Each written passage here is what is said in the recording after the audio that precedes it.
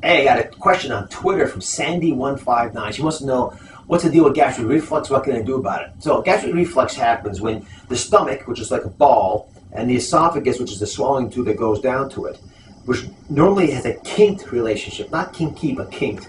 So it's such a sharp angle that the fluid from the stomach can't get back up to the esophagus. For whatever reason, maybe because you gained a little weight, maybe because of the anatomy that you're born with, it gets twisted open. So now you've got a direct connection between the esophagus and the stomach. So the esophagus therefore gets burned by gastric acid from the stomach that goes back upwards. When? But when you lie down at night, especially if there's a little bit of an angle there, you actually will get reflux of acid from the stomach into the esophagus. So what do you do about it? Well, first, if you can avoid eating a lot just before you go to bed, that helps because you don't have a full stomach with a lot of acid in it trying to digest food.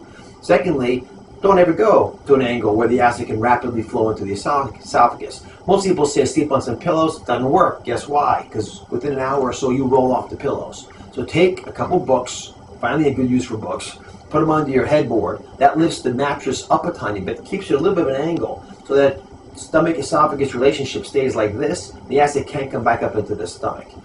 Another option for a lot of folks is taking medication that can reduce the amount of acid in the stomach, but I don't find those great for long-term use because you don't want to be taking a pill for the rest of your life. You want to deal with why this problem is happening.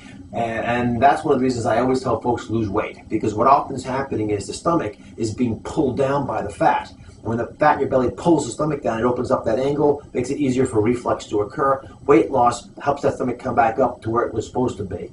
And finally, some people need surgery. And what you do during surgery is you take that angle, they're calling me from the OR, and you actually kink it down. And when you kink the stomach down a little bit, that angle becomes acute. And when that happens, then no longer can the acid reflux. And for a lot of people who get sore throats all the time, hoarseness, lung problems, you may not get burning in your esophagus, which we call heartburn, but you might also. If you get those symptoms a lot, you might want to think about one of these options if you've done the things I've talked about and it hasn't helped you.